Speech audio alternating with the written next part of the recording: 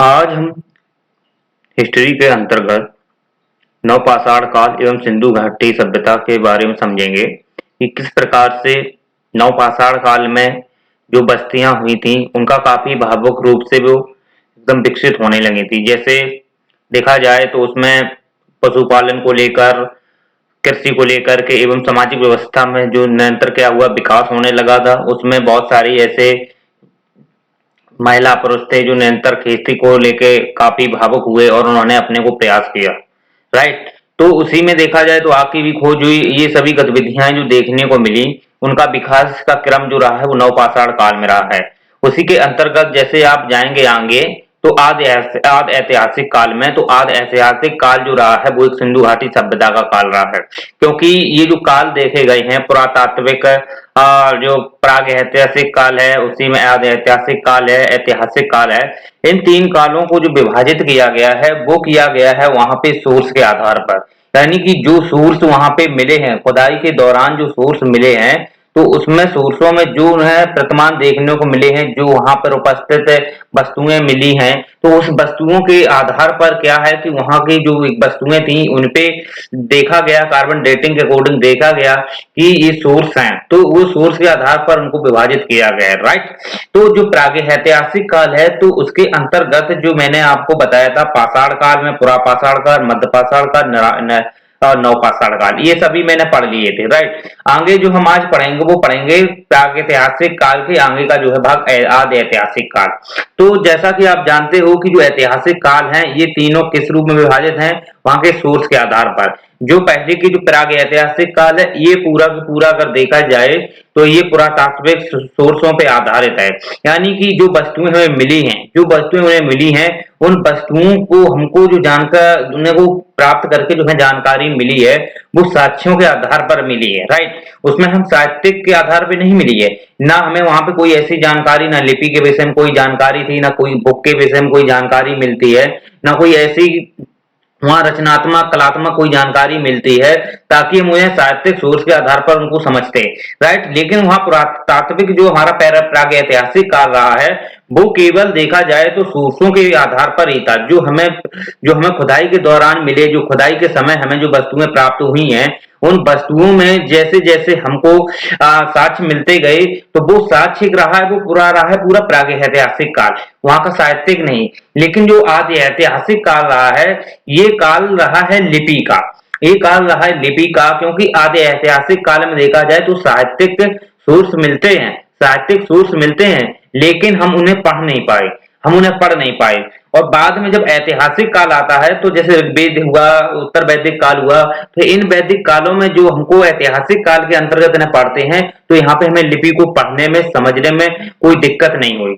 जबकि ऐतिहासिक काल रहा है इसमें मुझे कहीं ना कहीं जो लिपि थी, लिपि तो प्राप्त हुई है, भूतोत्थेपन लिपि थी। राइट। उसी में आपने देखा हो कि गोमुलिका, राइट, जो दाएं से बाएं बाएं से दाएं लिखी जाती थी, ये जो लिपियां मुझे प्राप्त हुई हैं लेकिन इन्हें हम पढ़ नहीं पाए। तो इस वजह से साहित्यिक सोर्स के आधार पर भी हम प्राग ऐतिहासिक काल, आदि ऐतिहासिक काल और ऐतिहासिक काल के रूप में हम इनको विभाजन करते हैं।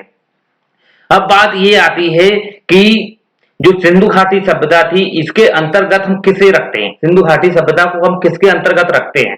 तो जैसा कि आप जानते हो कि सिंधु घाटी सभ्यता जो थी वो विकसित सभ्यता थी, तो उसमें हमें कहीं ना कहीं साहित्यिक स्रोत की प्राप्ति होती है, साहित्यिक सोर्स की प्राप्ति होती है। हालांकि हम उन्हें पढ़ नहीं पाए, वहां गलती उनकी नहीं, गलती हमारी है कि हम उनको समझ नहीं पाए, पढ़ नहीं पाए। उन्होंने साहित्यिक सोर्स में कुछ चीजें लिखी हैं, कुछ चित्रकारियां की उनमें, उन्होंने बनावट में लिखी हैं, राइट, पत्थरों पे लिखी हैं, तो वो एक साहित्यिक सोर्स के अंतर्गत उन्होंने जानकारी उपलब्ध कराई है। जबकि जबकि प्रागैतिहासिक काल में ऐसा कुछ देखने को नहीं मिलता है, साहित्यिक सोर्स में कोई जानकारी नहीं मिलती है। इसलिए पूरा की पूरा जो प्रागैतिहासिक काल है वो पुरातात्विक सोर्सों पे प्राप्त है। यानी कि जो मुझे प्राप्ति हुई है खुदाई के दौरान उसमें जो हमें वस्तुएं प्राप्त हुई, जैसे कोई भी वस्तु हो, राइट, तो वो हमारी पुरातात्विक सोर्स पे थी, तो उनको प्रागैतिहासिक काल में रखते हैं। जबकि साहित्यिक में हम सिंधु घाटी सभ्यता को रखते हैं आदि ऐतिहासिक काल के अंतर्गत। क्योंकि इसके अंतर्गत देखा जाए तो मुझे साहित्यिक जानकारी मिलती है, भले ही हम उसे ना पढ़ पाए हों तो वो हमें जानकारी तो मिलती है कि नहीं। जबकि जो ऐतिहासिक काल है उसके अंतर्गत जो हम साहित्यिक सोर्स थे, जैसे ऋग्वेद पूरा ग्रंथ था, ये जो ग्रंथ रहे हैं ये पूरा क्या है, एक साहित्यिक सोर्स है। ओके, तो इसके आधार पर मुझे जानकारी वहां मिलती है, तो हम उसे ऐतिहासिक काल में रखते हैं, तो वहां पे हमें पढ़ने में कोई प्रॉब्लम नहीं हुई। जबकि आदि ऐतिहासिक काल में हमें ये समस्या देखने को मिलती है, तो इसलिए हम आदि ऐतिहासिक काल को किसके अंतर्गत रखते हैं, मतलब सिंधु घाटी सभ्यता को आदि ऐतिहासिक काल के अंतर्गत रखते हैं। अब बात ये आती है कि एक जैसा कि आप जानते हो कि जो हमारी सिंधु घाटी सभ्यता थी, वो एक सिंधु के क्षेत्र से लगा हुआ जो क्षेत्र था, उसको हम बोलते हैं सिंधु घाटी सभ्यता। यानी कि सिंधु नदी से लगे लगे जो क्षेत्र हुआ करते थे, जो घाटी वहां सिंधु की जो घाटी वहां थी, वहां पे जो पलने पोषण में जो पलने वाली सभ्यता हुआ करती थी, उसे बोलते थे सिंधु घाटी सभ्यता। लेकिन वर्तमान जैसे जैसे उसके समय में 1500 लगभग में खोजें हो गई हैं, स्थलों की खोजें हो गई हैं, तो हम उसे सिंधु घाटी सभ्यता नहीं बोल सकते, क्योंकि पहले के आधार पर सिंधु घाटी सभ्यता इसलिए बोले थे क्योंकि सिंधु नदी के आसपास जब शुरुआत में खुदाई हुई थी, तो वहां पे मुझे ये सोर्स प्राप्त हुए थे, वहां के स्थल प्राप्त हुए थे जो सिंधु घाटी सभ्यता से लगे लगे सिंधु नदी से क्षेत्र के लगे लगे क्षेत्र हुआ करते थे। तो उस आधार पर वहां पे जो पलने पलने वाली जो सभ्यता थी, वहां की जिस प्रकार की वहां की बस्तियां थी, उस आधार पर मैंने बोल दिया था कि सिंधु घाटी सभ्यता है, राइट। लेकिन दिक्कत अब यहाँ पे ऐसी होने लगी कि जैसे जैसे क्षेत्रों में नई नई खोजें हो रही हैं, तो बहुत सारी खोजें हुई, लगभग 1500 स्थलों की खोजें हो चुकी हैं, तो इसमें कम से कम सिंधु क्षेत्र के तो है ही नहीं, क्योंकि बहुत सारे ऐसे हैं जैसे कि महाराष्ट्र क्षेत्र में भी हैं, यूपी क्षेत्र में भी देखने को मिलती हैं, राइट। इसी में आप चले जाओ महाराष्ट्र गुजरात में, राइट, उधर भी कांगेडोर क्षेत्र में भी देखने को मिलती हैं। तो ये सभी किसमें, सिंधु नदी के क्षेत्र में थोड़ी ना है, ये तो अलग क्षेत्रों में देखने को मिलती हैं। तो हम इनको कहाँ रखते हैं, इनको कहाँ रखें, तो इनको हम फिर उसी में रखते हैं। रीजन क्या है कि जब एक बार उनका नाम कंफर्म कर दिया गया कि सिंधु क्षेत्र से लगे हुए ऐसे क्षेत्र हैं जो सबसे पहली खुदाई के दौरान प्राप्त हुए हैं, तो इसकी वजह से हम उसे वहां पे रखते हैं। अब बात यहाँ आती है कि सिंधु नदी या सिंधु नदी से लगा लगा क्षेत्र है, वो एक्चुअली में कौन सा क्षेत्र था।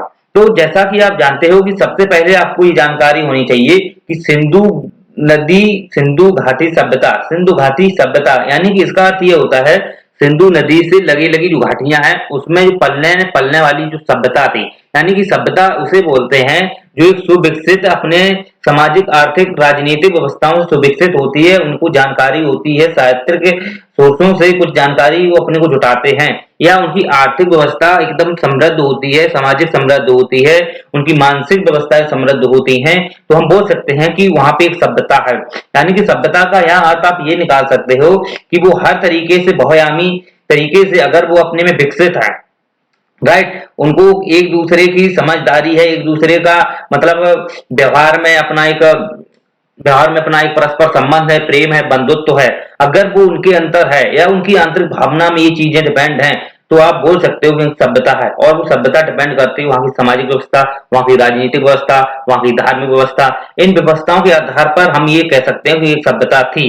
तो ये सभ्यता कहाँ की थी, सिंधु घाटी क्षेत्र से लगे लगे हुए जो क्षेत्र हुआ करते थे वहां पे थी, लेकिन धीरे धीरे इसका विस्तार कई क्षेत्रों में देखने को मिलने लगा है।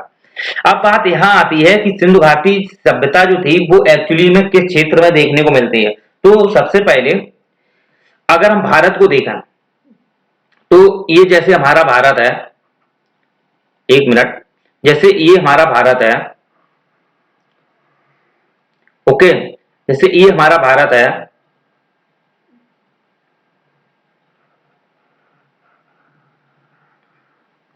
तो ये जो क्षेत्र हुआ करता था, यहां से आप देखोगे तो जो महाराष्ट्र में पड़ता है दैमाबाद, और यहाँ पे यूपी में पड़ता है आलमगीर, जम्मू कश्मीर में मांडा, और सुतकांगेडोर जो पाकिस्तान में क्षेत्र है।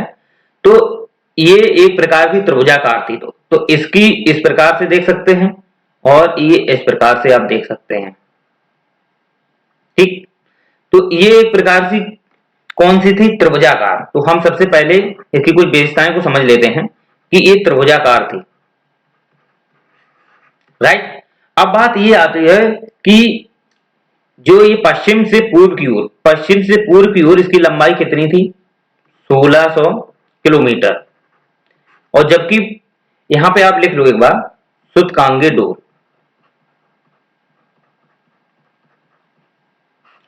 पश्चिम में कहां तक ये फैली थी, सुतकांगेडोर, और उत्तर में देखा जाए तो जम्मू कश्मीर में क्षेत्र आता है मांडा, वहां तक, और यूपी में आलमगीर, यूपी में आलमगीर। और नीचे देखा जाए तो यहाँ पे दैमाबाद, महाराष्ट्र में। इधर है महाराष्ट्र, नीचे है, ओके, यहाँ कर सकते हो।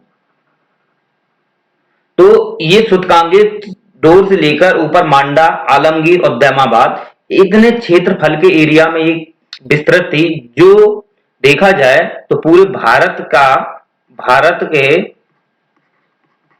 पूरे क्षेत्रफल का 35% थी। यानी कि 16 किलोमीटर इसकी क्या थी, पूरब से पश्चिम की लंबाई, और उत्तर से दक्षिण थी 1400 किलोमीटर।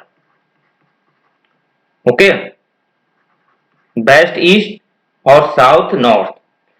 तो इस प्रकार से अगर इसकी वर्ग में निकाला जाए तो ये थी लगभग में 12,96,000 किलोमीटर वर्ग वर्ग किलोमीटर। तो आप समझ सकते हो कि ये लगभग हम 13 लाख मान लेते हैं। तो इस प्रकार से ये इसका क्षेत्रफल हुआ करता था सिंधु घाटी सभ्यता का। और ये कोई मामूली सभ्यता नहीं थी, ये सुविकसित, और इसमें सुविकसित जो बस्तियां हुआ करती थी, नगर नियोजन थे, और यहाँ पे जल प्रबंधन थी, सुविकसित था। यहाँ के जो लोग रहते थे, व्यापारिक लोग थे, पुरोहित लोग थे, शिल्पकार लोग थे, मजदूर लोग थे, रक्षक वर्ग थे, ये काफी लोग समृद्ध थे, राइट। जबकि इसमें जो भले ही कुछ जो देखा जाए तो इसमें जो कुछ जो मजदूर वर्ग थे, उसी में आप श्रमिक वर्ग थे, ये उनकी जो उच्च लोग थे उनकी तुलना में भले ही कम थे, लेकिन इनकी भी बस्तियां कहीं ना कहीं काफी विकसित थी।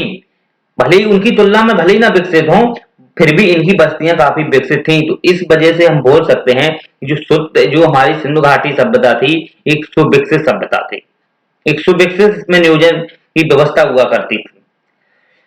तो अब बात ये आती है कि इसके क्या कहां कहां प्रमाण मिले हैं। तो प्रमाण के आधार पर अगर देखा जाए तो बहुत सारे क्षेत्र देखने को मिलते हैं, जैसे कि कालीबंगा है, हड़प्पा सभ्यता है। हड़प्पा का देखा जाए तो हड़प्पा नाम क्यों रखा गया, तो वहां का जो हड़प्पा क्षेत्र है, एक प्रकार का क्षेत्र है, सिंधु घाटी क्षेत्र से लगा लगा हड़प्पा एक क्षेत्र है। तो हड़प्पा में जो देखा गया कि वहां का जो, जैसे कि बहुत सारे क्षेत्र देखने को मिलते हैं, जिसमें मृतकों का टीला भी मिला, और भी देखा जाए तो पुरोहित की मूर्तियां मिली, कालीबंगा में देख लो, ठीक है। तो इस आधार पे हम देख सकते हैं कि ये जो व्यवस्था थी, ये काफी जो क्षेत्र थे, ये इसके सुविकसित क्षेत्र थे। तो इसमें जो व्यवस्थाएं हुआ करती थी, सामाजिक हो, धार्मिक हो, राजनीतिक हो, इनको हम आगे डिटेल से समझेंगे। तो ये व्यवस्थाएं कैसी थी, एक सुविकसित व्यवस्था थी। अब बात ये आती है कि सबसे पहले अगर इसमें देखा जाए तो सबसे पहले अगर देखा जाए तो इसकी हम प्रणाली समझते हैं सुविकसित नगर नियोजन की। सबसे पहले सुविकसित नगर नियोजन,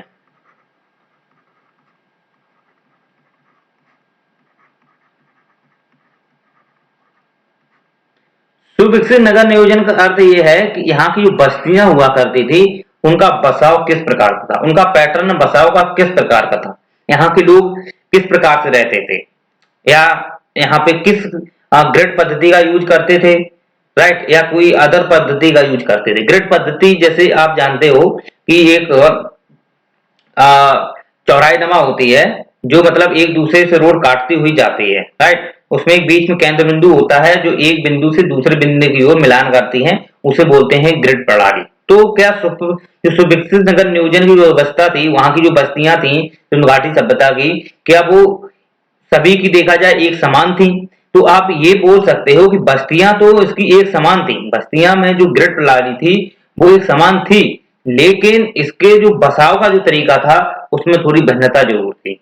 तो हम वही डिटेल से समझते हैं कि नगर नियोजन के अंतर्गत किस प्रकार की बस्तियां थी और उनका बसाव का पैटर्न किस आधार पे था। तो जैसा कि आप जानते हो कि सबसे पहले हम जानते हैं कि जो बसाव है, इनका बसाव का आधार क्या रहा है। तो बसाव के आधार इसके दो रहे हैं। बसाव के आधार पर इसको दो भागों में विभाजित करते हैं, दो भागों में विभाजित करते हैं। जैसे एक बसाव रहा है इसका पश्चिमी टीला, पश्चिमी टीला, और दूसरा रहा है पूर्वी टीला। पूर्वी टीला। तो पश्चिमी टीले की अगर बात करें तो पश्चिमी टीला जो हुआ करता था काफी ऊंचाई पे हुआ करता था, काफी ऊंचाई पर हुआ करता था, जबकि पूर्वी टीला था ये निचले क्षेत्र में था, निचले क्षेत्र में था। ओके, और ये जो क्षेत्र था ये नदियों से प्रभावित हुआ करता था, यानी कि नदियों से प्रभावित रहता था, नदियों से लगा हुआ जो पूर्वी टीला था ये क्षेत्र नदियों से लगा हुआ होता था। जैसे सिंधु नदी एवं उसकी जो सहायक नदियां थी उस क्षेत्र से लगे हुए जो पूर्वी टीले हुए करते थे उसी से प्रभावित रहते थे, क्योंकि कालीबंगा में देखा जाए तो ये 7 बार यहाँ पे बाढ़ के प्रमाण मिले हैं कालीबंगा में। पूर्वी टीला की मतलब 7 बार इन्होंने क्या किया है, अपने टीलों का पुनरुद्धार किया है, पुनर्जीवित किया है, निर्माण का जो गति रही है, तुरंत बाढ़ के द्वारा प्राकृतिक घटनाओं की वजह से नष्ट हो जाते थे फिर ये बना लेते थे। तो एक्चुअली जो पूर्वी टीला था ये कहीं ना कहीं देखा जाए तो नदियों से सटीक लगा हुआ होता था, जबकि पश्चिमी जो टीला था ये नदियों से काफी दूर होता था और ये ऊंचाई पर था, तो यहाँ पे नदियों का कोई जल है जैसे कोई चीजें देखने को नहीं मिलती थी। राइट, तो पश्चिमी में जो टीला था काफी ऊंचाई पर होता था, नदियां भी यहाँ कम देखने को मिलती थी। और भी यहाँ अगर देखा जाए तो यहाँ की जो घर के बसाव हैं, यहाँ पे जो बसाव हैं वो देखे जाएं तो पश्चिमी टीले के, तो यहाँ पर जो घर हुआ करते थे वो 4 दीवारी से इस प्रकार से घिरे हुए करते थे, इनको हम बोलते हैं 4 दीवारी या परकोटा। 4 दीवारी या परकोटा से ये मकान घिरे हुए करते थे। जबकि पूर्वी टीला की बात की जाए तो पूर्वी टीला में ऐसा कुछ भी नहीं देखने को मिलता है। राइट, तो पूर्वी टीला जो हुआ करते थे तो ऐसा यहां नहीं देखने को मिलता है, लेकिन हम ऐसा ये नहीं कह सकते हैं कि ये सभी क्षेत्र में था, सभी क्षेत्र में नहीं था। अधिकांश ऐसे क्षेत्र थे जहां पर 4 दीवारी देखने को मिलती है और कुछ क्षेत्र ऐसे भी थे, अधिकांश क्षेत्र ऐसे भी थे जहां पे 4 दीवारी परकोटा से मकान घिरे हुए नहीं होते थे, वो निचले क्षेत्र के यानी कि पूर्वी टीला के हुआ करते थे। जबकि एक विविधता है, अपवाद है, आप देख सकते हो विविधता या अपवाद है। वो अपवाद कैसा है कि जो कालीबंगा है, जो कालीबंगा है, कालीबंगन राजस्थान का एक क्षेत्र है कालीबंगन, इस क्षेत्र में देखा जाए, इस क्षेत्र में देखा जाए तो जो पश्चिमी टीला है, जो पश्चिमी टीला है और पूर्वी टीला है, पश्चिमी टीला और पूर्वी टीला दोनों ही किससे घिरे हुए मिलते हैं, 4 दीवारी यानी कि परकोटा से घिरे हुए मिलते हैं। तो आप समझ सकते हो कि ऐसे भी क्षेत्र देखने को मिलते हैं जो दोनों ही जो पश्चिमी या पूर्वी टीला हो वो दोनों किससे घिरे होते थे, परकोटा यानी 4 दीवारी से घिरे हुआ करते थे। और जबकि कुछ क्षेत्र ऐसे भी हुआ करते थे जहां 4 दीवारी से एक पश्चिमी टीला घिरा हुआ करता था, जबकि निचला क्षेत्र हुआ करता था वो 4 दीवारी से नहीं घिरा हुआ करता था। राइट, और आगे की अगर बात करें जैसे कि लोथल की बात कर लें, लोथल और सुरकोटदा जो क्षेत्र है अगर उसकी बात करें, लोथल सुरकोटदा, लोथल सुरकोटदा, अगर हम इनकी बात करें तो यहां पर जो पश्चिमी टीला है, पश्चिमी पश्चिमी टीला है और पूर्वी टीला है,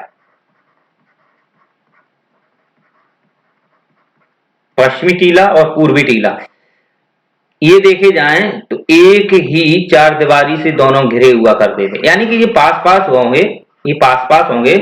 इस वजह से क्योंकि देखा जाए तो उस समय इसके समकालीन मिस्र की सभ्यता, मेसोपोटामिया की सभ्यताएं हुआ करती थी, तो ये 4 दीवारी से किस लिए घेरते थे, क्योंकि अपनी की सुरक्षा दीवार हुआ करती थी। एक प्रकार से परकोटा जो हुआ करती थी 4 दीवारी ये इनकी सुरक्षा को लेकर के थी, क्योंकि हो सकते थे बाहरी आक्रमण या कुछ भी होने की संभावनाएं हुआ करती थी उस समय। तो इसकी वजह से ये क्या करते थे, अपनी सुरक्षा प्रदान करने के लिए अपने घरों के आसपास क्या बना लेते थे, एक 4 दीवारी बना लेते थे, परकोटा जिसे बोलते थे। तो ये पश्चिमी टीला में देखने को मिलता है, लोथल में, सुरकोटदा में, एक दोनों को पश्चिमी या पूर्वी टीला एक साथ हुआ करते थे। राइट, तो इसमें आप ये देख सकते हो, और जिसके चारों तरफ एक 4 दीवारी होती थी जिसे हम 4 दीवारी या परकोटा बोलते हैं। इसका एक अपवाद और है, इसमें आप देख सकते हो नहीं अपवाद नहीं, एक चन्नूदड़ो भी अगर देखा जाए, चन्नूदड़ो में अगर देखें तो चन्नूदड़ो एक ऐसा क्षेत्र है,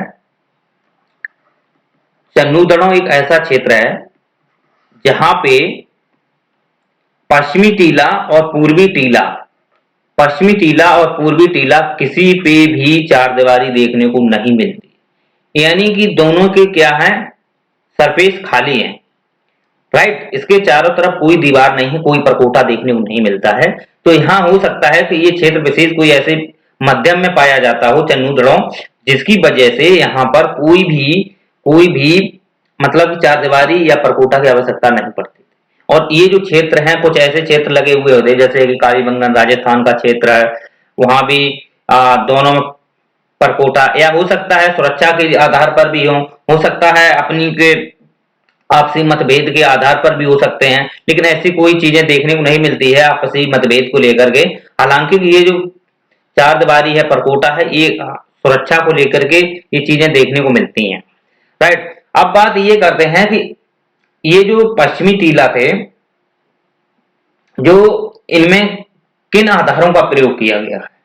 ठीक, आधार बनाने में इनकी कच्ची ईंटों का भी प्रयोग करते थे, पक्की ईंटों का भी प्रयोग करते थे। अधिकांश देखा जाए तो कच्ची ईंटों का और पक्की ईंटों का, कच्ची ईंटों का जैसे मोटी ईंट हुआ करती थी उसका प्रयोग करते थे तो घर जल्दी बना लेते थे। पक्की ईंटों का भी प्रयोग करते थे, कालीबंगा है उसमें देखा जाए कच्ची पक्की दोनों ईंटों का प्रयोग कर मकान मिले हैं। राइट, और लोथल है पक्की ईंटों के मकान मिले हैं, सुरकोटगा पक्की ईंटों के मकान मिले हैं, हड़प्पा कच्ची ईंटों के भी मकान मिले हैं। तो ऐसे क्षेत्र हुआ करते थे जहां पर बहुत सारी बस्तियां थी कच्ची और पक्की में देखने को मिलती है, यानी कि दोनों प्रकार की ईंटों से घर बने हुए मिले हैं। राइट, अब बात यह आती है कि पश्चिमी जो क्षेत्र है, पश्चिमी क्षेत्र जो एक प्रकार का देखा जाए, पश्चिमी जो टीला हुआ करते थे वो ज्यादातर कैसे होते थे, ऊंचा होते थे। और ऊंचा के आधार पर ये जो यहाँ पर जो लोग रहते थे उच्च वर्ग लोग रहते थे, उच्च वर्ग लोग रहते थे तो ये ज्यादातर पैसा में हो सकते हैं, धनी में हो सकते हैं। तो इनके जो मकान थे काफी बड़े बड़े मकान मिले हैं, काफी बड़े बड़े मकान मिले हैं, जिसमें देखा जाए तो कालीबंगा में 13 कमरों का एक मकान मिला है, 13 कमरों का, लगभग 13 कमरे हैं, एक ही मकान है उसमें 13 कमरे हैं। तो आप समझ सकते हो कि बड़े बड़े जो मकान है, इसमें आप देख सकते हो सॉरी उसमें कालीबंगा में नहीं है, वो है लोथल में। राइट, लोथल में जो है 13 कमरों का एक मकान मिला है, कालीबंगा में नहीं है रोक। ओके, तो 13 कमरों का एक मकान मिला है, वो मिला है लोथल में। इसी में आप देख सकते हो ऐसे अन्नागार हुए, स्नानागार हुए, सभागार हैं। राइट, ये बाढ़ मुक्त होते थे, ये बाढ़ मुक्त होते थे इसलिए यहाँ के जो लोग रहते थे काफी उच्च वर्ग रहते थे, कुटिल लोग रहते थे। तो यहाँ पे ये क्या करते थे, बड़े बड़े मकानों का प्रयोग करते थे, बड़े बड़े स्नानागार सभागार, आपने देखा हो मोहनजोदड़ो सभागार देखने को मिला, अन्नागार स्नानागार ये आपने मोहनजोदड़ो में देखने को मिले हैं। राइट, तो इस प्रकार के जो यहाँ लोग रहते थे, जिसमें आपने देखो पुरोहित वर्ग हुआ, वाणिज्य वर्ग हुआ, रक्षक वर्ग हुआ, ये लोग रहते थे किसमें, पश्चिमी टीला। एक मिनट, तो पश्चिमी टीले में बात की जाए, पश्चिमी टीले में कौन लोग रहते थे। वैसे तो ये बाढ़ मुक्त हुआ करता था, क्योंकि ये बाढ़ मुक्त था और ये ऊंचाई पे थे, ये काफी ऊंचाई पे रहते थे, तो यहाँ बाढ़ की कोई संभावनाएं नहीं बनती थी। दूसरी बात है कि यहाँ पे जो मकान मिले हैं काफी बड़े बड़े हुआ करते थे, मकान बड़े मिले। ओके, और इसमें जो लोग रहते थे जैसे पुरोहित वर्ग हुआ, रक्षक वर्ग हुआ, व्यापारी वर्ग हुआ, ऐसे कुछ यहाँ पे इस वर्ग से संबंधित यहाँ पे लोग रहते थे, जो पुरोहित हुए, रक्षक हुए, व्यापारी हुए, ये काफी उच्च श्रेणी के लोग रहते थे। ये कहाँ रहते थे, पश्चिमी टीला पे, और इनके जो मकान थे काफी बड़े बड़े, जैसे अन्नागार स्नानागार है, सभागार है। राइट, इसी में देखो लोथल में 13 कमरे का मकान है, तो ये कुछ देखने को मिलते हैं। अब बात ये आती है कि जो पूर्वी टीला था, तो पूर्वी टीला में देखा जाए तो पूर्वी टीला है, ये बाढ़ युक्त होता था, क्योंकि यहाँ पे जो लोग रहते थे वो बाढ़ से ग्रस्त रहते थे, क्योंकि और मकान देखे जाएं तो इनको छोटे मिलते थे, मकान जो देखे जाएं वो छोटे होते थे। और हो सकता है एक या दो मंजिला के देखने को मिल सकते हैं, लेकिन जब वो सीढ़ियां देखने को मिली हैं तो पश्चिमी टीला के मकान और पूर्वी टीला के मकान ये एक या दो मंजिल में हो सकते थे। इनकी ऐसी सीढ़ियां मिली हैं तो एक या दो मंजिल के ये होते थे, और ये बाढ़ युक्त था, ये मकान छोटे थे।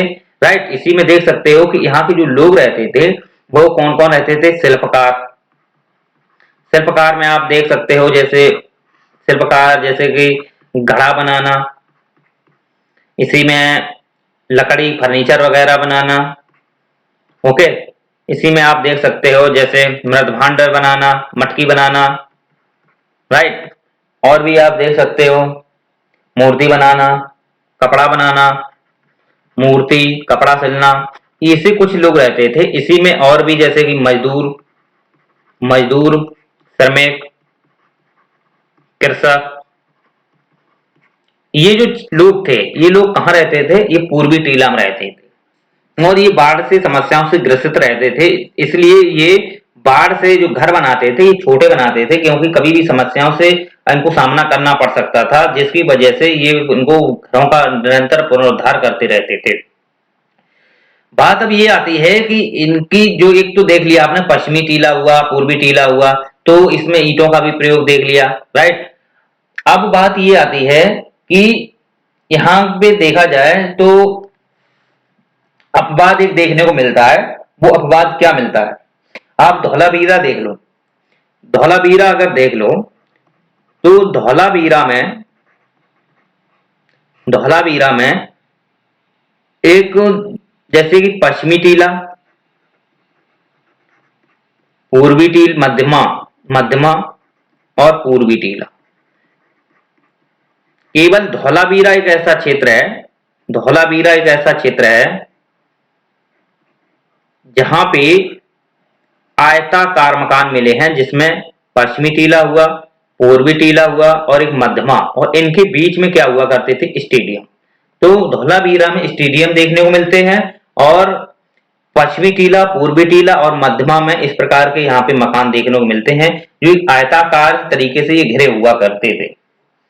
ठीक, आयताकार हुआ करते थे। तो ये इसका अपवाद है।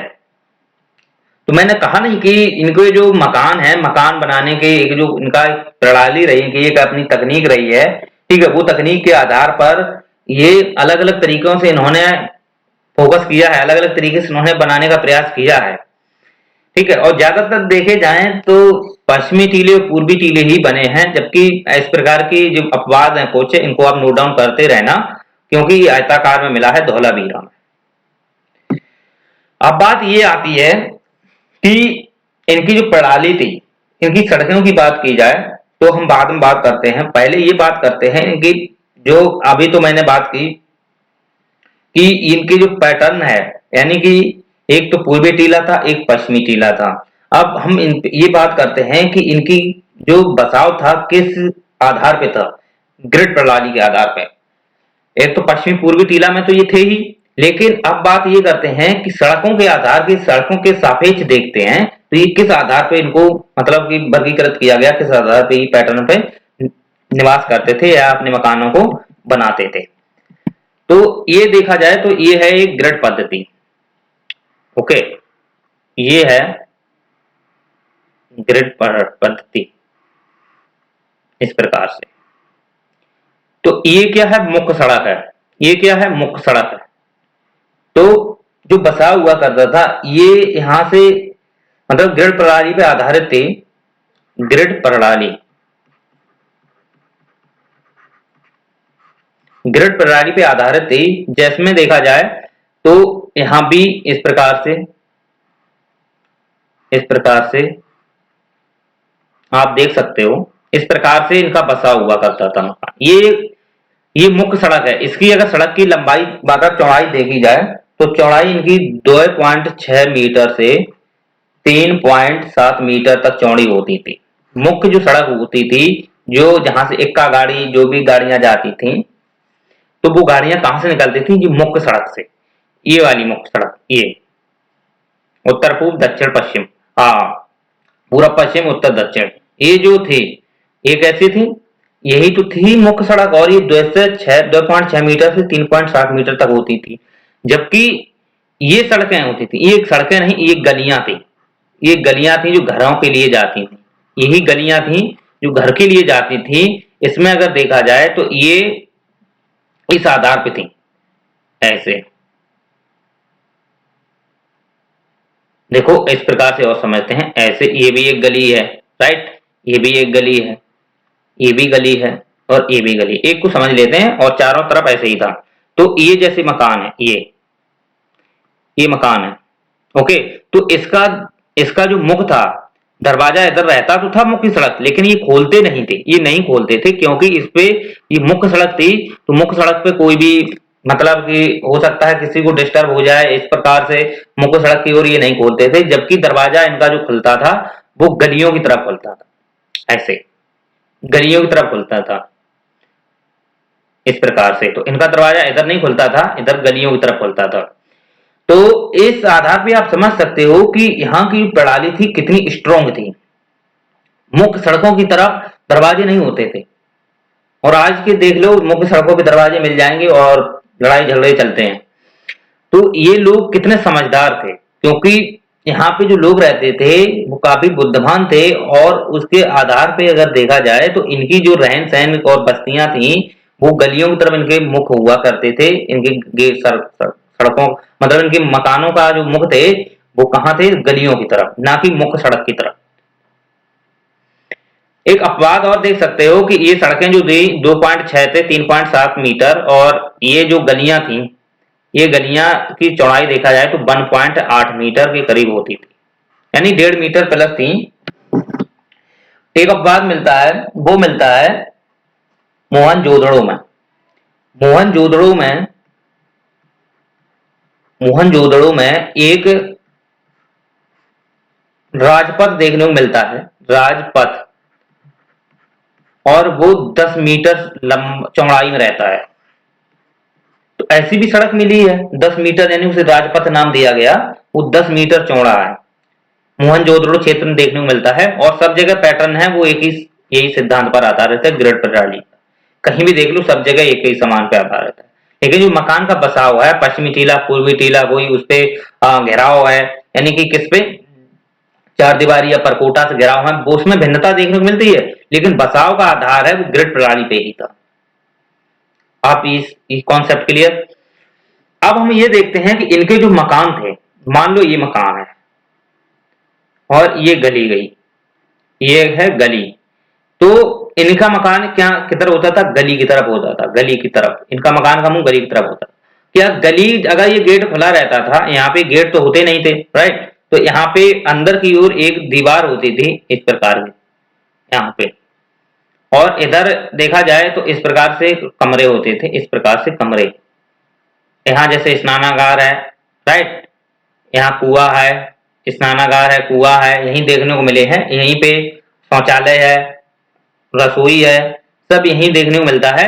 लेकिन जब यहाँ से अगर देखा जाए, यहाँ से बाहर से जब अंदर देखते थे तो यहाँ पे दीवार इनको सामने दिखाई पड़ती थी, और दीवार एक प्रकार की देखी जाए तो एक सुरक्षात्मक थी, क्योंकि बाहर का जो व्यक्ति था वो नहीं देख सकता था, राइट। अगर मान लो यहाँ पे वो गेट लगाते थे लकड़ी का, तो वो क्या करते थे, अंदर एक दीवार बना देते थे।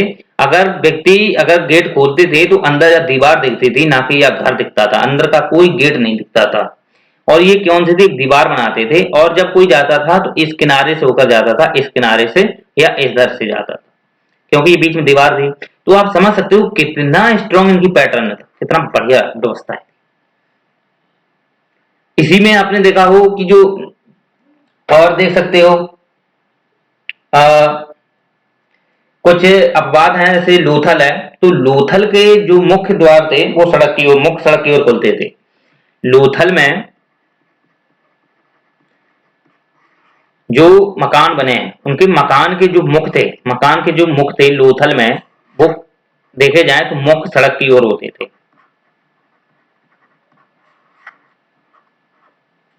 और जो अन्य जो जितने भी स्थान रहे हैं, जितने भी नगर रहे हैं वहां के, तो उनका सभी का किधर रहा है, नगर बस्तियों की, मतलब गलियों की तरफ रहा है। जबकि जो लोथल एक स्थान था, तो लोथल में जो मुख्य द्वार रहे मकान के, वो मुख्य सड़क की ओर भी देखने को मिलते हैं। राइट। अब बात हम ये करते हैं कि यहाँ पर जो मकान थे, तो मकान में कौन कौन सी प्रणालियां होती थी, तो देखा हो तो वेदिकाएं भी पाई गई। वेदिका जैसे यज्ञ या वेदिका जो होती थी वो यज्ञ को यूज करते थे, यज्ञ जैसे वेदिकाएं इस प्रकार की। ओके, इस प्रकार की वेदिकाएं भी देखने को मिली ये मकान के अंदर। तो यहाँ पे समझते हैं कि ये धार्मिक पे विश्वास करते थे, पूजा पाठ करते थे, यज्ञ पे विश्वास करते थे, आत्मा परमात्मा पे विश्वास करते थे, पुनर्जन्म पे विश्वास करते थे। राइट, ये कुछ देखने को मिलते हैं। आगे हम तब धार्मिक जीवन पढ़ाएंगे इनका, तब क्लियर कर देंगे। अभी के लिए बस इतना है कि जो इसमें जो मिले हैं उसके आधार पे हम थोड़ा थोड़ा भी बता दे रहे हैं, आगे डिटेल से समझते जाएंगे। बात अभी ये आती है कि जैसे जैसे एक दीवार होती थी, जैसे कि हमने ये बताया आपको, बड़े में थोड़ा समझाते हैं।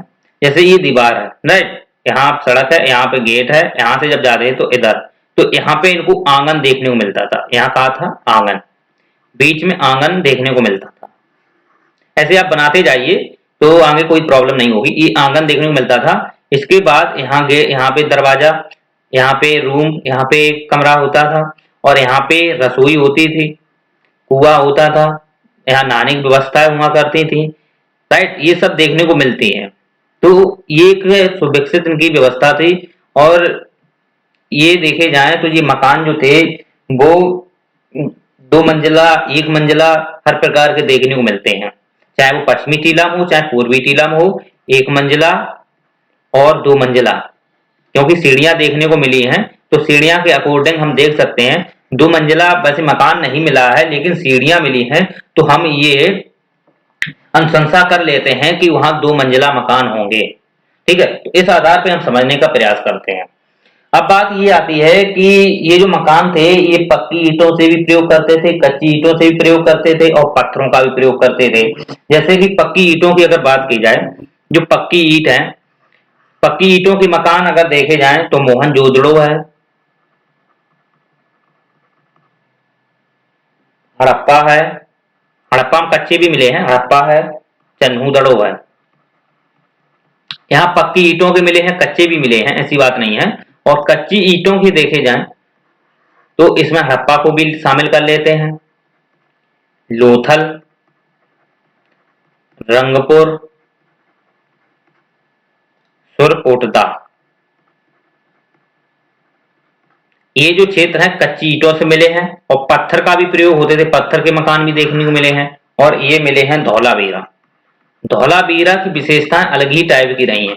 वहां के मकान भी आयताकार हैं, स्टेडियम मिले हैं, पत्थर के भी मकान मिले हैं। राइट, वहां का जल प्रबंधन भी बेस्ट है, वहां की सब कुछ सुव्यवस्थित नगर नियोजन, जल प्रबंधन सब कुछ बेस्ट मिलेगा। अब बात हम ये करते हैं कि इनको तो हमने समझ लिया कि कच्चे भी होते थे, पक्के भी होते थे, स्नानागार होते थे, कुआं, सब कुछ देखने को मिल गया। अब बात हम करते हैं कि इनकी जो ईंटें थी, इनकी जो कच्ची या पक्की ईंटें थी, तो ये प्रयोग कैसे करते थे, कौन पद्धति पे ईंटों का ये मकान बनाते थे। तो सबसे पहले 2 प्रकार की प्रणाली आती हैं, या 2 प्रकार की हम समझ सकते हैं मेथड आते हैं। उसमें एक आता है आधुनिक इंग्लिश मेथड, या आधुनिक इंग्लिश बॉन्ड मेथड बोल सकते हैं। दूसरा आता है फेलिमिस बॉन्ड मेथड। तो एक एक करके समझते हैं। पहला, यानी कि ईंटों का चुनाव, जो ईंटों का चुनाव होता था वो किस आधार पे था।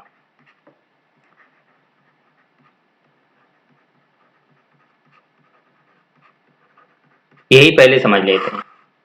तो जैसा कि मैंने बताया, एक है आपका आधुनिक इंग्लिश बॉन्ड मेथड, जबकि दूसरा था फ्लेमिश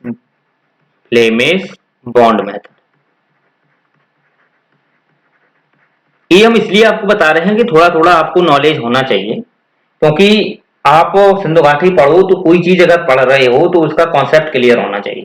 अगर कॉन्सेप्ट क्लियर नहीं है तो आप कैसे आप किसी चीज को एनालिसिस कर पाओगे, कहीं ना कहीं उसमें भटकाव रहेगा। तो भटकाव को दूर करने के लिए आपको हर एक चीज में क्रिटिकली होना चाहिए, हर एक चीज में आपको एक डेडिकेटेड जैसी जानकारी होना चाहिए। तो हर चीज में हम बेसिक कॉन्सेप्ट से बताते जाएंगे ताकि आपको कोई प्रॉब्लम क्रिएट ना हो। तो आधुनिक इंग्लिश बॉन्ड मेथड जो था, ये एक्चुअली में कैसा मेथड था कि जैसे 8 गुणा 4 गुणा 2 पे आधारित था। यानी कि ईंट जो थी वो 8 इंच अगर लंबी है तो 4 इंच क्या है, चौड़ी है, और 2 इंच मोटी है। इस आधार पे ये इसका अनुपात हुआ करता था ईंट का। या हम इसे ऐसे बोल सकते हैं 4 2 1, एक ही बात है। यानी कि 4 इंच अगर ईंट की लंबाई है तो 2 इंच मोटी है, 1 इंच 2 इंच चौड़ी है, 1 इंच मोटी है, तो 8 मान लेते हैं। तो इनका जो चुनाव होते थे कैसे करते थे, जैसे कि एक ईंट ये ले ली, राइट, और दूसरी ईंट ये ले ली, तीसरी ईंट ये ले ली, इस प्रकार से। अब देखना दूसरी बार कैसे प्रयोग करते थे।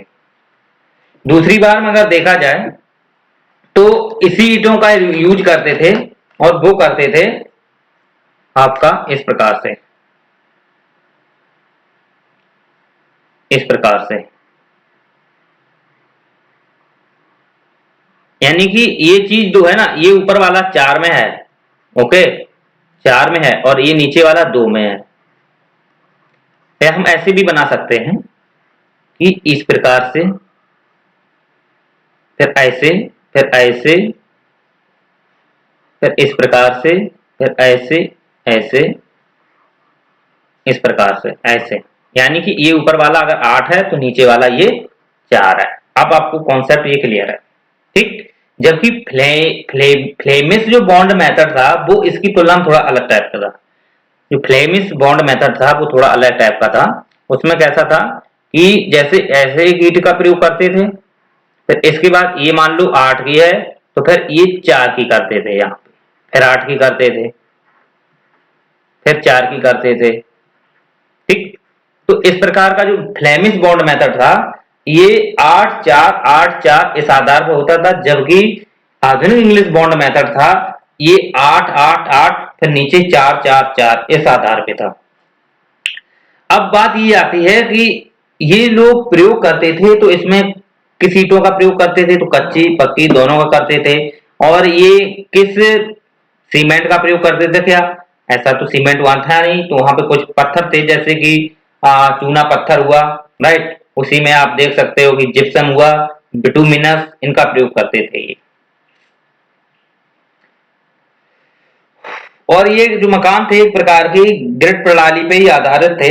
यानी कि ग्रिड प्रणाली एक प्रकार की देखा जाए तो मैंने आपको जो बताई है उसी आधार पे ये मकान होते थे, जिसमें आप इसमें क्रूसीफाइड प्रणाली नहीं होती थी। क्रूसीफाइड प्रणाली देखी जाए तो एक प्रकार की ऐसी होती है, यानी कि ऐसे इधर से आओ तो यहाँ टकराओगे, बीच में केंद्र बिंदु, इधर से आओ यहाँ टकरा जाओगे, इधर से आओ यहाँ टकरा जाओगे। वर्तमान में ऐसी चीजें देखने को मिल जाती हैं, राइट। जबकि ग्रिड प्रणाली में एक जगह से दूसरी जगह में मतलब निकासी होती थी और एग्जिट के रूप में वहां निकल जाते थे। इधर से जाओ तो निकल गए, इधर से जाओ तो निकल गए। जबकि इधर से जाते थे, इधर कोई चीज नहीं होती थी, यहाँ से जाते यहाँ गए, यहाँ बीच में रुक गए, फिर इधर जाओ, इधर के लोग इधर आते थे यहाँ टकरा जाते। तो ये क्रूसीफाइड थे। तो इस आधार पे सिंधु घाटी सभ्यता में कोई चीज देखने को नहीं मिलती है, जबकि ये पैटर्न पे आधारित थी। अब बात हम ये करते हैं कि जल प्रबंधन वहां का कैसा था। जल प्रबंधन, तो जल प्रबंधन के जो प्रमाण देखने को मिले हैं वो मिले हैं धौलावीरा क्षेत्र में।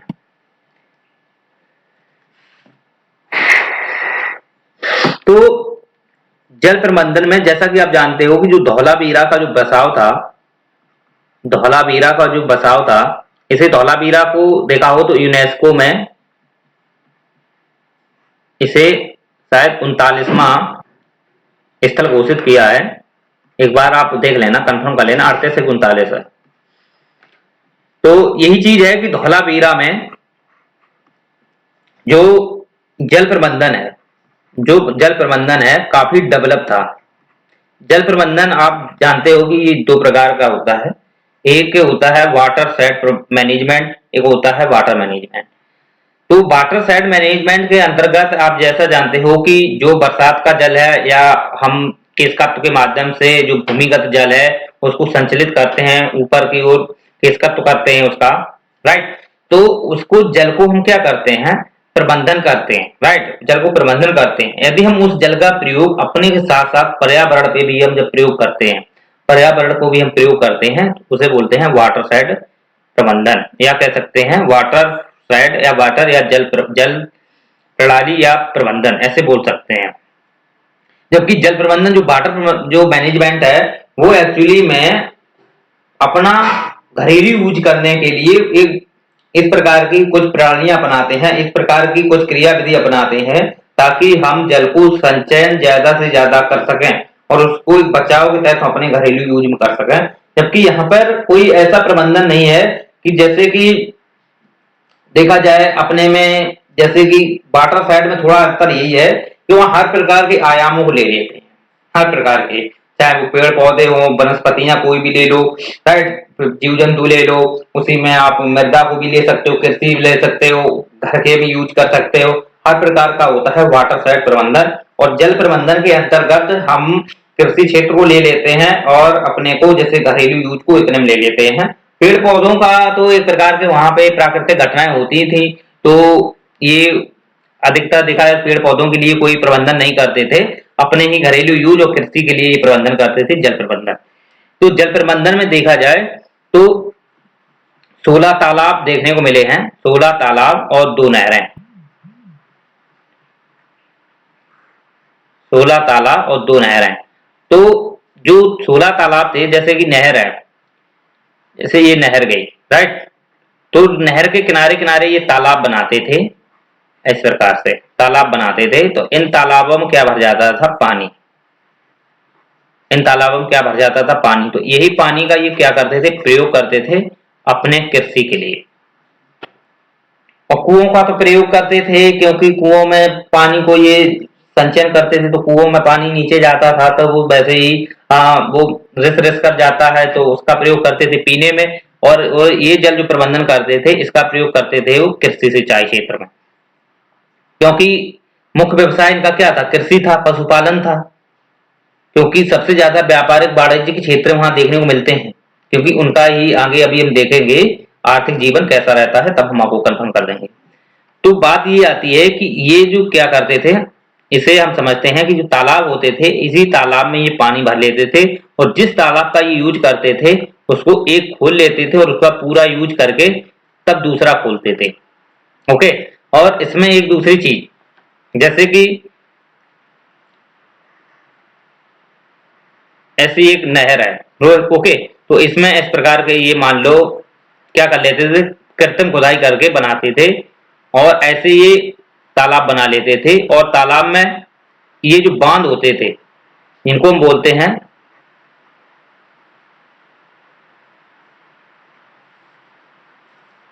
ये जो बांध होते थे इनको बोलते हैं चिकडम, इनको बोलते हैं चिकडम। जो चिकडम बांध होते थे, इन बांधों के प्रयोग से ही ये जल को क्या करते थे, भराव करते थे। जैसे एक ये तालाब है, आगे जो जैसे कि ये चीज है, ठीक, ये भर गया, तो फिर आगे के लिए ये खोल देते थे, फिर इसे भर लेते थे, फिर इसका खोलते थे, फिर इसे भरते थे, इसे खोल के आगे इसे भर लेते थे, इसे खोल के आगे इसे भर लेते थे, इसे खोल के आगे इसे भर लेते थे, राइट। और जब ये भर जाते थे तो एक एक करके ये कृषि के लिए इसे यूज करते थे। तो ये सुविकसित जल प्रबंधन प्रणाली थी यहाँ की धौलावीरा। तो आप समझ सकते हो कि किस प्रकार से जैसे तालाब थे, बांध थे, इनका प्रयोग करते थे, और किस प्रकार से देखा जाए तो ये अपने को वहां का पानी को यूज करते थे, वहां की कृषि प्रणाली को विकसित करने में यूज करते थे, क्योंकि इनका जो मुख्य जो व्यवसाय था कृषि था, राइट। आगे पशुपालन देखने को मिल जाता है, अभी इनका मुख्य व्यवसाय कृषि ही था, पशुपालन नहीं था, राइट, कृषि ही था, कृषि पे ही निर्भर रहते थे। पशुपालन में इसमें इतना देखने को मिलती है, लेकिन पशुपालन का व्यवसाय नहीं था, कृषि था।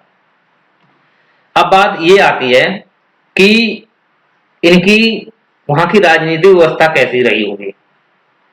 तो राजनीतिक व्यवस्था को लेकर काफी मतभेद हैं। अपने जो हमारे यहाँ के जो जैसे एएल वासना रहे हैं, आर एस शर्मा रहे हैं, इन्होंने इनके बीच मतभेद रहा है, क्योंकि राजनीतिक व्यवस्था को लेकर यहाँ पे ये जानकारी मिलती, पहले तो ऐसे कोई प्रमाण नहीं मिलते हैं, केवल एक विचार है, केवल एक विचार है। वो विचार कैसे हैं कि यहाँ पे अगर देखा जाए तो जो विकास की प्रणाली है, जो एक देखा जाए सुविकसित नगर नियोजन है, जल प्रबंधन है, इस आधार पे ये जानकारी मिलती है कि जब सबका एक सा पैटर्न है, सबका एक सा पैटर्न है, तो यहाँ कहीं ना कहीं एक व्यक्ति द्वारा जरूर इनका प्रयोग किया गया होगा, यानी एक व्यक्ति के निर्देश के माध्यम से यहाँ पैटर्नों को एक समान रूप से बनाया गया है।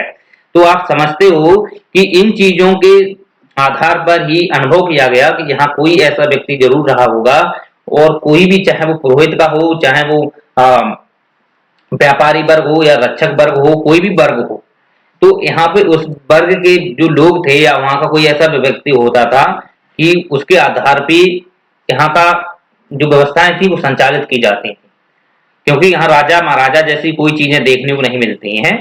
केवल यही है कि विचार किया गया कि जो यहाँ की व्यवस्थाएं रही हैं, सिंधु घाटी सभ्यता की जो व्यवस्थाएं रही हैं, वो व्यवस्थाएं एक प्रकार से समय में एक पैटर्न पर देखने को मिलती हैं। तो इसकी वजह से हाँ ये अनुभव किया गया कि शायद यहाँ पर ऐसी व्यवस्थाएं हैं, तो यहाँ पे कोई किसी ना किसी व्यक्ति का, एक विशेष व्यक्ति का निर्देश जरूर चलता होगा, उसका आदेश जरूर होता, उसी के आधार पर ये चीजें अपनाई गई हैं।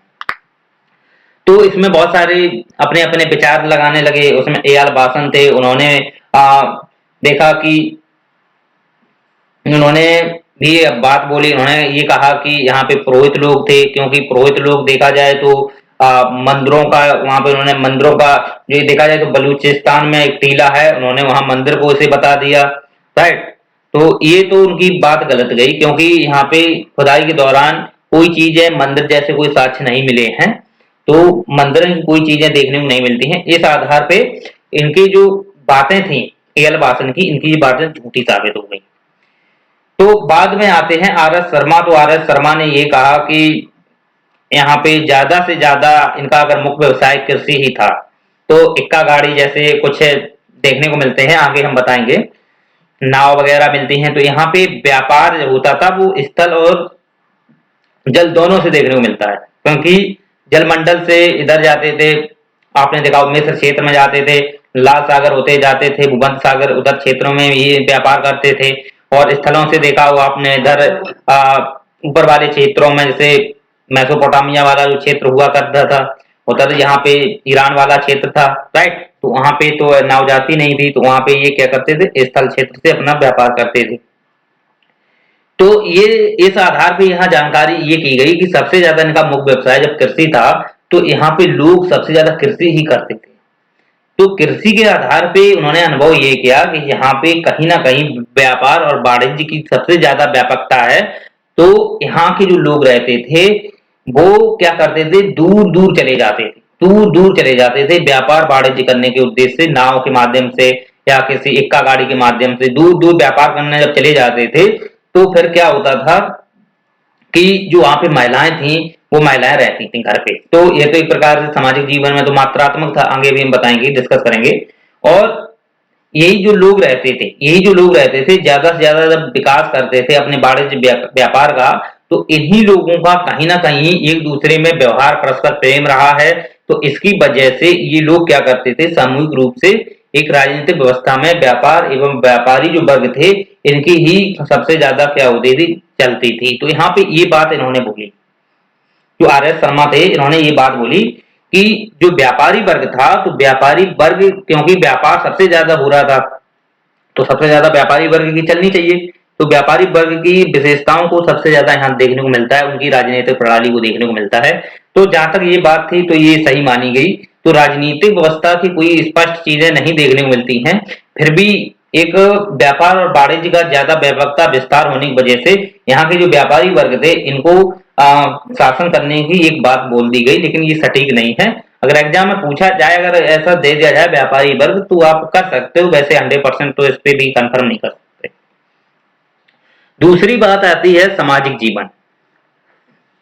तो मैंने जैसे कि बताया राजनीतिक, तो राजनीतिक में ए.एल. बासल जो थे, उन्होंने तो ये बोल दिया कि यहाँ के जो जो राजनीतिक व्यवस्था की जो बागडोर थी वो पुरोहित वर्ग में थी, तो ये तो गलत गई पुरोहित वर्ग में। जबकि ये जो कि आर एस जो शर्मा थे, ये आपको इनके नाम लिखने हैं, राइट। मैंने से पूछा जाए तो ये नाम लिखने पड़ेंगे। तो RS शर्मा थे, इन्होंने जो अपनी बात बोली, ये व्यापारी वर्ग पर बात बोली कि व्यापारी वर्ग की सबसे ज्यादा यहाँ प्रधानता रही है और व्यापार इनका मुख्य व्यवसाय था, कृषि व्यवसाय था। तो कृषि जब ज्यादा कृषि होती तो व्यापार ऑटोमेटिक होता था, तो एक क्षेत्र से दूसरे क्षेत्र में लोग व्यापार करते थे। तो इसकी वजह से ये जो व्यापारी वर्ग की ज्यादा प्रधानता रही है, तो हम मान सकते हैं कि ये जो लोग थे व्यापार करते थे और इनका ही ज्यादा यहाँ वर्चस्व था। तो व्यापारी लोगों को हम क्या मानते हैं, यहाँ का राजनीतिक पर्सन बोलते हैं कि यहाँ पे जो लोग थे यही इनकी ही यहाँ पे क्या होती थी, चलती थी। लेकिन ये 100% श्योर नहीं है, केवल उन्होंने वो बात ये बोली है व्यापार के आधार पर। और व्यापार तो आप जानते थे कि ये जो व्यापार कहीं ना कहीं करते थे वस्तु विनिमय से ही करते थे, ऐसा कोई पैसा ऐसा तो नहीं था, केवल लेन देन ही था, ट्रांजेक्शन था, एक दूसरे से लेन देन था कि वस्तु विनिमय यानी कि एक वस्तु दूसरे वस्तु से, यानी कि कोई वस्तु है जैसे कि किसी के पास चावल है, ये किसी के पास चावल है, किसी के पास गेहूं है, किसी के पास अगर राई या कोई भी तेल है, तो इनको जो जरूरत पड़ती थी, इनको जरूरत पड़ती थी तो ये इससे चावल ले लेता था, राइट। ये चावल ले लेता, ये गेहूं है, ये गेहूं है, ये चावल है, तो ये इससे क्या ले लेता था, गेहूं चावल। लेकिन चावल वाले को गेहूं जरूरत नहीं पड़ती थी, राइट, तो वो इससे जाता था, इससे राई लेता था और इसको गेहूं की जरूरत पड़ती थी तो गेहूं इसे दे देता था। तो इस प्रकार से इनका पैटर्न चलता था, ये था वस्तु विनिमय। नॉर्मल है, कोई ज्यादा टफ नहीं है, आप समझ सकते हो। तो इसी के आधार पर जब निरंतर ये प्रयास करते गए और करते गए तो इनके व्यापारिक वर्ग था, तो इस व्यापारी वर्ग ज्यादा विकसित हो गया था, तो इसके आधार पर हम बोल सकते हैं कि उनकी राजनीतिक व्यवस्था व्यापारी वर्ग के बागडोर हाथों में थी। लेकिन ये कंफर्म नहीं है, आप श्योर नहीं कर सकते हो। दूसरी बात आती है सामाजिक व्यवस्था को लेकर। सामाजिक व्यवस्था के अंतर्गत अगर हम बात करें, काफी चीजें देखने को मिलती हैं। यहाँ का सामाजिक पैटर्न कैसा था, यानी कि समाज समाज का मतलब तो आप जानते हो कि जहाँ लोग रहते हैं और उनका अपना परस्पर व्यवहार, प्रेम और महिलाओं के प्रति, बच्चों के प्रति एक व्यवहार संबंध, ये एक सामाजिक है, समाज में जुड़े हुए, यानी कि सभी समुदाय के लोग, उनका एक जैसी अपनी बातचीत, एक जैसा व्यवसाय या एक जैसी अपनी एक प्रधानता जो होती है, एक जैसी सोच होती है या एक जैसी कोई ऐसा नियम होते हैं, कानून होते हैं, तो उसे बोलते हैं समुदाय। या समुदाय के अंतर्गत जो नियम कानून है वो सामाजिक व्यवस्था के अंतर्गत आता है। तो वो समाज के आधार पर उनको किस प्रकार से समझते हैं, तो हम ये जानते हैं कि ये जो सामाजिक जीवन था इनका, वो जैसे मिस्र और जो मिस्र और मैसोपोटामिया जो क्षेत्र थी उनके आधार पे था। क्योंकि मिस्र और मैसोपोटामिया अगर देखा जाए तो यहाँ के जो लोग थे, मिस्र और मैसोपोटामिया के जो लोग थे, वो एक्चुअली में काफी मतलब कई प्रणालियों से यानी कई भागों में वर्गीकृत थे, जैसे कि उच्च वर्ग में, मध्यम वर्ग में, निम्न वर्ग में। तो इस आधार पे यहाँ के भी लोग थे। वहां पे देखा जाए तो महिलाओं का वर्चस्व था, मात्रात्मक, यानी कि जो समाज था वो कैसा था, मात्रात्मक समाज था, मात्र सत्तात्मक समाज था, मात्रात्मक नहीं, यानी कि मात्र सत्तात्मक। वहां का समाज कैसा था, मात्र सत्तात्मक। तो हम कह सकते हैं कि इनका भी समाज मात्र सत्तात्मक था। इस पे हम अभी डिस्कस करते हैं। तो इस पे आधारित थे मेसो और मेसोपोटामिया की जो व्यवस्थाएं थी, मतलब सामाजिक जीवन जैसा था ऐसा ही जीवन हमारी सिंधु घाटी सभ्यता का भी था। अब हम बात करते हैं सामाजिक जीवन के अंतर्गत अगर हम पढ़ते हैं तो सामाजिक जीवन में उनका एक कैसे वर्ग थे, एक उच्च वर्ग होता था, एक मध्यम वर्ग था और एक निम्न वर्ग था। ये तीन वर्ग थे। कोई यहाँ पे वर्ण व्यवस्था देखने को नहीं मिलती है। वर्ण व्यवस्था के साहित्यिक स्रोत जो मिलते हैं वो मिलते हैं हमें ऋग्वैदिक काल की तरफ, उच्च वर्ग, मध्यम वर्ग और निम्न वर्ग। तो इसमें चार प्रकार के लोग रहते थे, जिसमें आपको हम बता दें, पुरोहित लोग थे जिसे हम बोलते थे, विद्वान होते थे, विद्वान वर्ग। इसी में क्षत्रिय क्षत्रिय वर्ग था, ये रक्षक वर्ग था क्योंकि रक्षा का काम करते थे। इसी में आ जाओ व्यापारी वर्ग, ये व्यवसाय से संबंधित काम करते थे। चौथा था कृषक वर्ग, ये कृषि से संबंधित थे। ये 4 प्रकार के वर्ग थे। अब 5वां वर्ग भी कर लोगे तो शिल्पकार वर्ग, लेकिन उसे इसमें नहीं हासिल करते, 4 ही हैं। तो इसी उच्च वर्ग के अंतर्गत हम इनको किस प्रकार से रखते हैं समझते हैं। देखो, पुरोहित वर्ग को हम किस में रखते हैं? उच्च वर्ग में रखते हैं। ओके। क्षत्रिय वर्ग को किस में रखते हैं? उच्च वर्ग में रखते हैं। व्यापारी को किस में रखते हैं? उच्च वर्ग में रखते हैं। ये जो 3 थे, क्षत्रिय, व्यापारी और पुरोहित, ये किस में रहते थे? उच्च वर्ग में आते थे। जबकि मध्यम वर्ग था, मध्यम वर्ग के अंतर्गत देखा जाए तो कारीगर हुए, शिल्पकार हुए। कारीगर, कारीगर जैसे कि शिल्पकार, यानी कि शिल्पकार तो आपको मैंने बता दिया, जैसे कि घड़ा बनाना, कपड़े सिलना और भी बहुत जैसे काम होते हैं, मटके बनाना, मृद भांड बनाना। कारीगर में आपने देखा हो नई नई तकनीकें बनाना, नई नई चीजें कारीगरी करना, राइट, रिपेयर वाली चीजें करना, कोई बिगड़ी हो उसे सुधार करना, ये चीजें कौन करते थे? कारीगर करते थे। जबकि निम्न वर्ग में देखा जाए तो यहाँ पे आते थे कृषक वर्ग, मजदूर वर्ग, जिसे हम एक प्रकार से श्रमिक वर्ग भी बोल देते हैं, ये इसके अंतर्गत आते थे। तो आप देख सकते हो कि सामाजिक पैटर्न जो सिंधु घाटी सभ्यता का था इस प्रकार का था। उच्च वर्ग पुरोहित, क्षत्रिय, व्यापारी, मध्यम वर्ग कारीगर, शिल्पकार हुआ करते थे, निम्न वर्ग में कृषक, मजदूर और श्रमिक वर्ग होते थे, राइट। तो ये जो लोग रहते थे, ये लोग देखा जाए तो मिस्र और मेसोपोटामिया में रहते थे, लेकिन इनकी प्रजातियां हुआ करती थी। प्रजातियां देखी जाए तो जैसे भूमध्य सागरीय प्रजाति होती थी, इसी में प्रोटो ऑस्ट्रोलाइड प्रजाति, मंगोलाइड, अल्पाइन, ये 4 प्रजातियां थी। इन चारों प्रजातियों में सबसे ज्यादा जो प्रजाति थी वो थी द्रविडियन, यानी कि सबसे ज्यादा, यानी भूमध्य सागरीय प्रजाति।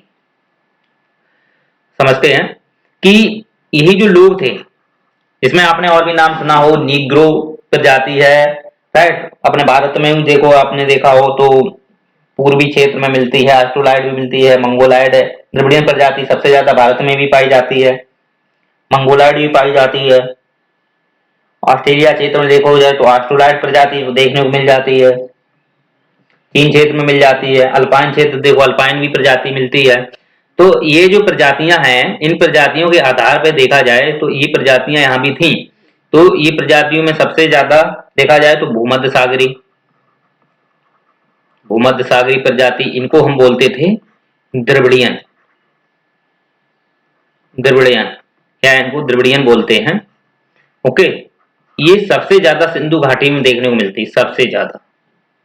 और दूसरी जो प्रजाति थी वो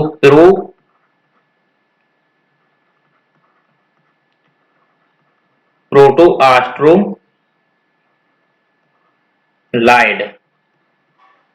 प्रोटो ऑस्ट्रोलाइड लिख सकते हो, अगर यहाँ दिख ना रहा हो तो आप लिख सकते हो। बोलते रही है, बोलते तो समझते जाओ, बस लिखते जाओ।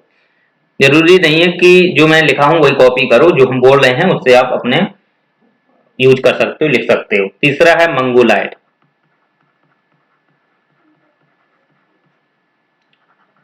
चौथा की बात की जाए तो अल्पाइन।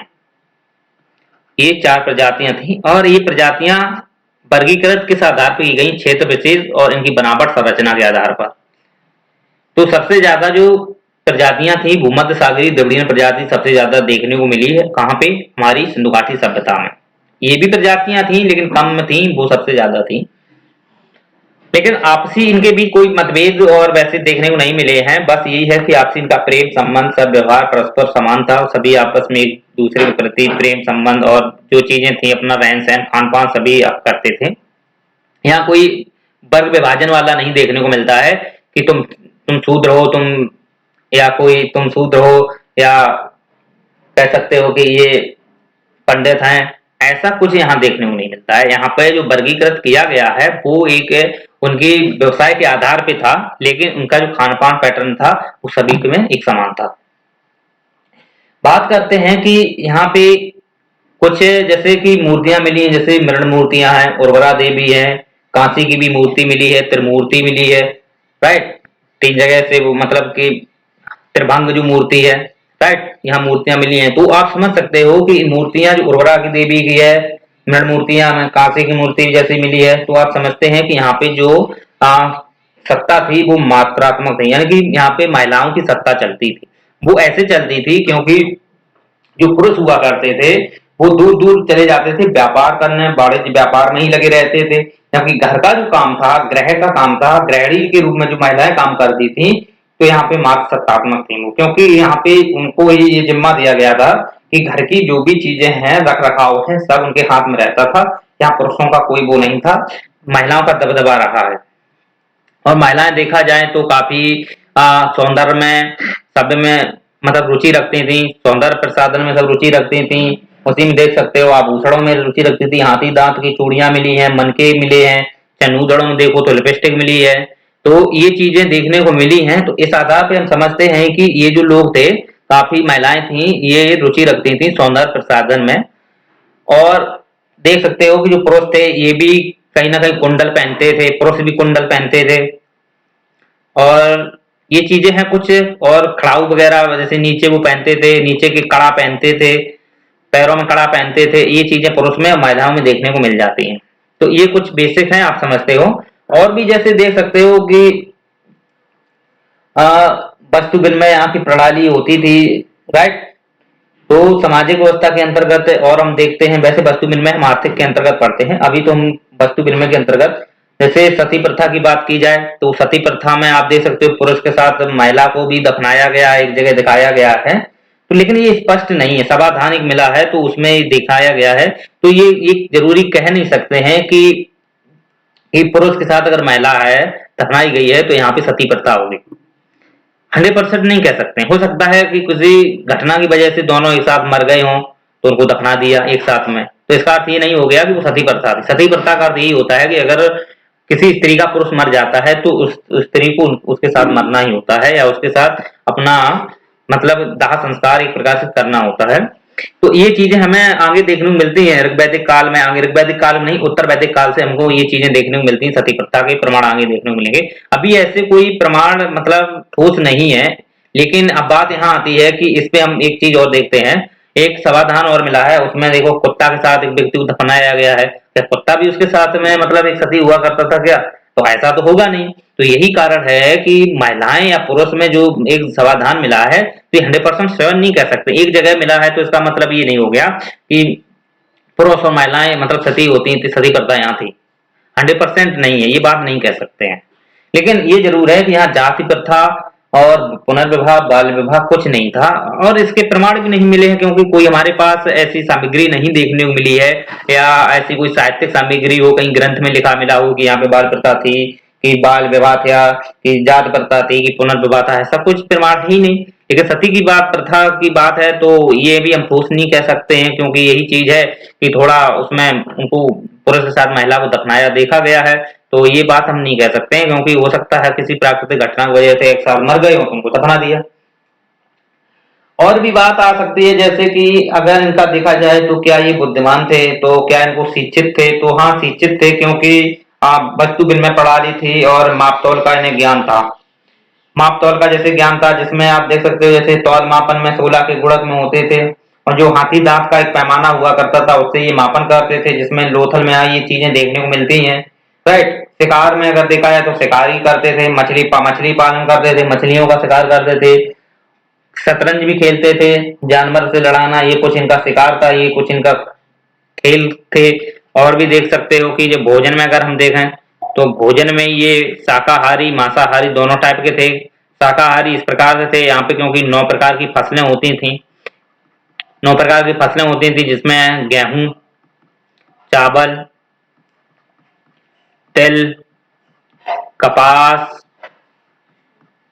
और देख सकते हो जैसे दलहन वगैरह, राई, जौ, जौ, ओके, इनको हम यह बोलते हैं। तो ये कुछ और भी फसलें थी, इनको हम आगे डिस्कस करेंगे क्लियर, आर्थिक, जब हम आर्थिक पढ़ाएंगे। अभी थोड़ा हल्का हल्का समझ लो, क्योंकि हम अगर सामाजिक जीवन पढ़ रहे हैं तो उसमें ये भी थोड़ा नॉलेज अगर बनती है तो होना चाहिए। तो भोजन में शाकाहारी भी थे और मांसाहारी थे, क्योंकि देखा जाए जो चूल्हे मिले हैं, चूल्हे मिले हैं, तो चूल्हे के पास हड्डियां मिली हैं, हड्डियां मिली हैं बहुत सारी, 15-15 हड्डियां देखने को मिली हैं। तो कह सकते हैं कि ये लोग मांसाहारी भी थे। तो मांसाहारी शाकाहारी ये दोनों टाइप के व्यक्ति हुआ करते थे। लेकिन बात यही है कि इसमें और भी जैसे कि आर्थिक जीवन भी आता है, धार्मिक जीवन भी आता है, तो ये चीज हम कल के लिए पढ़ेंगे। लेक्चर काफी लंबा हो गया है, तो आज के लिए इतना है। उम्मीद करते हैं कि आपको सिंधु घाटी सभ्यता बेसिक से कॉन्सेप्ट में काफी कंफर्म आपको समझ में आ गई। चलिए।